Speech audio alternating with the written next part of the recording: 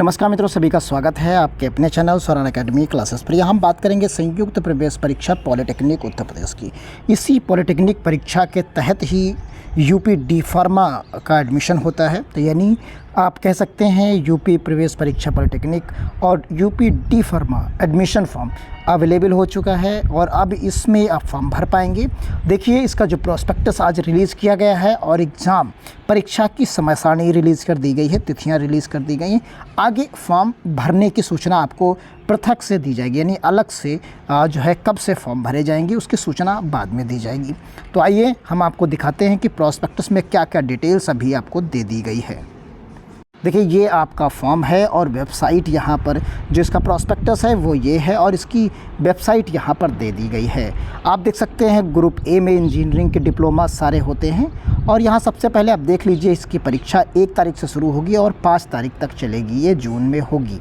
अब यहाँ पर जो ग्रुप E1 और E2 है, यही आपका डी फार्मा का ग्रुप है, यानी यही डी फार्मा है, यानी डी जो फार्मा की हम बात कर रहे हैं वो यही वाला ग्रुप होता है। यानी इस फॉर्म को जब भरेंगे आप पॉलिटेक्निक के फॉर्म को, तो उसमें जब E1 और E2 चुनना होगा तो आप मैथ्स और बायो के अनुसार चुन लेते हैं। तो आइए देखिए, नीचे की तरफ जो सारी डिटेल्स दी गई है फॉर्म भरने के लिए। यहाँ पर जो फ़ीस है उसमें जनरल, OBC, EWS के लिए यहाँ पर 300 रुपये है फ़ीस है और यहाँ पर SC/ST के लिए 200 रुपये आपको इस फॉर्म की फ़ीस देनी पड़ेगी। ये शुल्क निर्धारित की गई है आवेदन करने के लिए। जो फ़ीस निर्धारित है वो ये पर्टिकुलर फ़ीस है कैटेगरी वाइज। इसमें जो कॉलेजेस हैं, जो टोटल कॉलेजेस पॉलिटेक्निक के अंतर्गत आते हैं, पॉलिटेक्निक में जो है पूरे की गवर्नमेंट कॉलेज जो आपके हैं, जो गवर्नमेंट कॉलेज हैं वो आपके आते हैं यहाँ पर जो है 154 कॉलेज आते हैं, जिसमें पूरी पॉलिटेक्निक के सिलेबस कोर्सेज़ हैं जो इस फॉर्म के अंतर्गत आते हैं।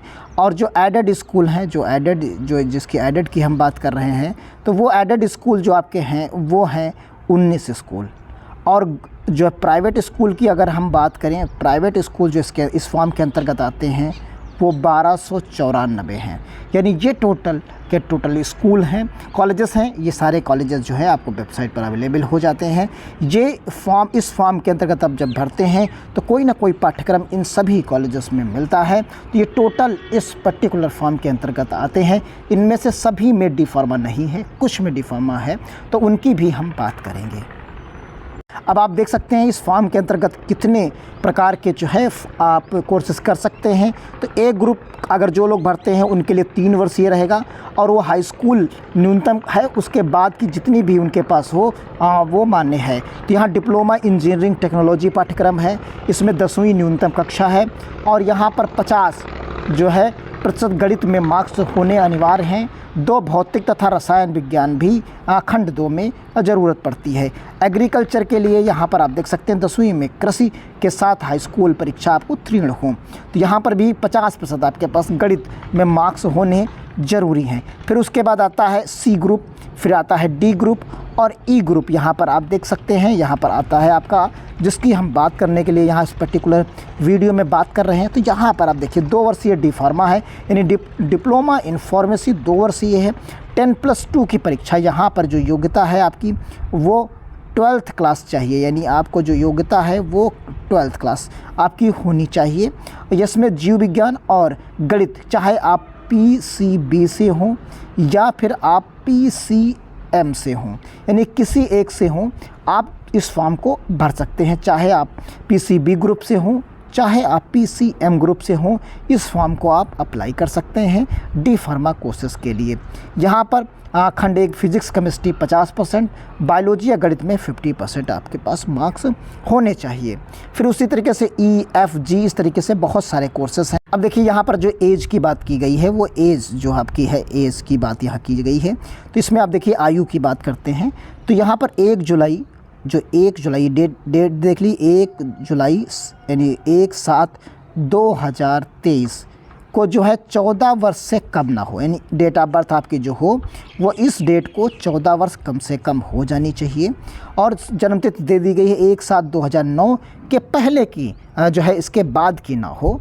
आप इसके पूर्व की होनी चाहिए। तो यानी 1/7/2009 से पहले का आपका जन्म हो तो आप इस फॉर्म को एज के हिसाब से भर सकते हैं। अब यहाँ पर फ़ीस की बात कर लेते हैं। जो कोर्स की फ़ीस है, जो आपकी कोर्स की फ़ीस होती है, कोर्स की जो फ़ीस होती है, तो उस कोर्स की फ़ीस के बारे में हम बात यहाँ पर कर लेते हैं कि गवर्नमेंट की कितनी फ़ीस होगी, जो चाहे आप डी फार्मा करेंगे या कोई और चीज़, तो यहाँ पर देख सकते हैं। हम एक एक चीज़ बता देते हैं। देखिए, गवर्नमेंट की हम यहाँ पर बात करते हैं। सबसे पहले तो यहाँ पर दे दी गई, संशोधन किए गए, तो यहाँ जो शिक्षण शुल्क है आपको 8,000 रुपये निर्धारित की गई है, और जो है छात्र निधि शुल्क जो है 3870 रुपये है, यानी और 800 रुपये, यानी कुल आपको जो फ़ीस यहाँ पर उपलब्ध कराई गई है वो 12,670 रुपये आपको ये फ़ीस देनी होती है गवर्नमेंट के लिए। तो यहाँ पर 12,670 रुपये आपको देनी है। छात्रावास सुविधा उपलब्ध नहीं कराई जाती है। जिन छात्र को निःशुल्क निधि शुल्क 3870 रुपये के स्थान पर केवल 2370 रुपये दिया जाएगा। छात्रावास शुल्क 800 छोड़ते हुए कुल आपको 10,370 रुपये आपको देना होगा। इस परीक्षा शुल्क का बीमा शुल्क सम्मिलित नहीं है। यानी जो गवर्नमेंट फ़ीस आपकी है, जो गवर्नमेंट फ़ीस है वो आपकी टोटल है 12,670। अगर चीज़ों को आप छोड़ते हैं तो 10,000 जो है 300 करीब फ़ीस आपकी हो जाती है। तो यहाँ पर बहुत ज़्यादा फ़ीस आपकी नहीं है। तो यह फ़ीस देख लिए। इसी तरीके से आप गवर्नमेंट का देख सकते हैं। जो अनुदानित है, एडेड स्कूलों की बात यहाँ कही गई है। जो एडेड स्कूलों की हम अनुदानित संस्था यानी एडेड स्कूल, तो इसकी जो फ़ीस है वो आपकी है 19,000 रुपये। यानी अगर आप इससे डी फार्मा करते हैं तो ये आपकी 19,000 रुपये आपको फ़ीस देनी पड़ेगी। वहीं यहाँ पर निजी संस्थानों के लिए जो दी गई है, निजी संस्थानों के लिए जो फ़ीस दी गई है वो आप यहाँ पर देख सकते हैं। ये फ़ीस यहाँ पर दी गई है, यानी आपकी कितनी है, आप पूरी की पूरी 30,250 रुपये आपको ये फ़ीस देनी पड़ेगी। फार्मेसी देखिए यहाँ पर 2 वर्षीय 3 वर्षीय डिप्लोमा इंजीनियरिंग पाठ्यक्रमों के लिए 30,150, फार्मेसी पाठ्यक्रमों के लिए 45,000 रुपये। तो ये तो इंजीनियरिंग के लिए हो गई।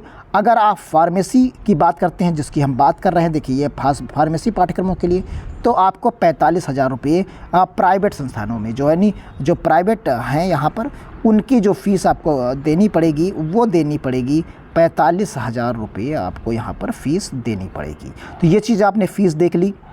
देखिए, ये आपकी वेबसाइट है, joint entrance examination council polytechnic Uttar Pradesh. आप नीचे की तरफ आते हैं तो देखिए यहाँ पर जिस इन्फॉर्मेशन वाउचर की हम बात कर रहे हैं वो यहाँ पर अपडेट कर दिया गया है। रिवाइज्ड इन्फॉर्मेशन वाउचर अपडेटेड 4 मार्च 2023। तो यहाँ से आप इसे डाउनलोड कर सकते हैं। अभी बाकी डिटेल यहाँ पर एक्टिव नहीं हुई है। यानी फॉर्म भरने का लिंक भी अभी एक्टिव नहीं। जैसे एक्टिव होगा हम आपको इन्फॉर्म करेंगे।